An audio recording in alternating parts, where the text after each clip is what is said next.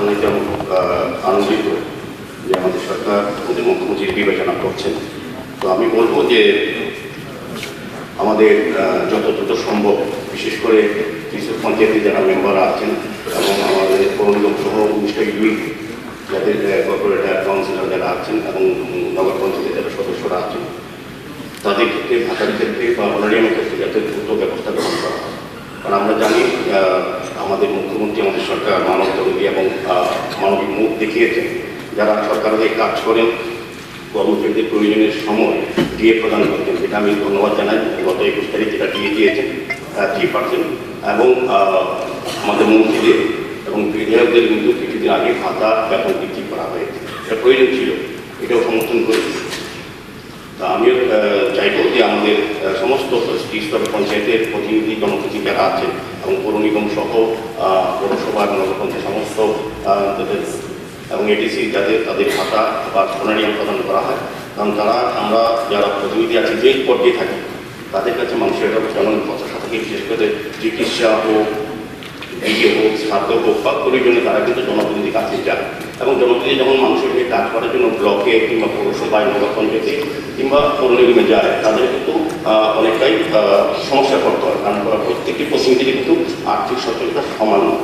সেক্ষেত্রে আমি মাননীয় মুখ্যমন্ত্রী এবং সরকারের কাছে আবেদন থাকবে যাতে যত দ্রুত সম্ভব তাদের ভাতা প্রদান করা হয়।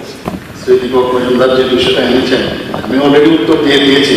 আমরা একটা কমিটি গঠন করেছিলাম, রাজ্য সরকার, গ্রাম উন্নয়ন ও পঞ্চায়েত এবং নগরায়ণ দপ্তরের সচিবের নেতৃত্বে একটি কমিটি করা হয়েছিল এবং যথাসময়ে কমিটি কিন্তু রিপোর্টও জমা দিয়েছে এবং রিপোর্টের পর পর্যালোচনা সম্পূর্ণ হওয়ার পর বিষয়টির উপর চূড়ান্ত সিদ্ধান্ত গ্রহণ করে। মাননীয় অধ্যক্ষ মহোদয়, এখন 2019-এ জেলা পরিষদের সভাপতিগণ 15,000 টাকা করে, সহকারী সভাপতিগণ 12,000 টাকা করে, আর পার সিটিং যারা মেম্বাররা আছেন তাদের 200 টাকা করে দেওয়া হয়।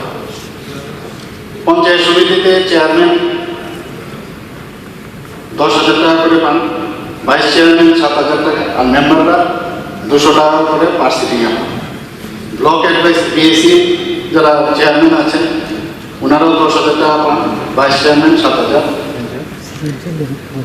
গ্রাম পঞ্চায়েতের যিনি প্রধান আছেন 5,000 টাকা পান, উপপ্রধান 4,000, মেম্বাররা 150 রুপিস পার সিটিংয়ে পান। ভিলেজ কমিটির চেয়ারম্যান যারা আছেন 5,000 করে পাচ্ছেন, ভাইস চেয়ারম্যানরা 4,000 টাকা করে পাচ্ছেন, আর পার সিটিং এখানে 150 করে ওনারা পাচ্ছেন।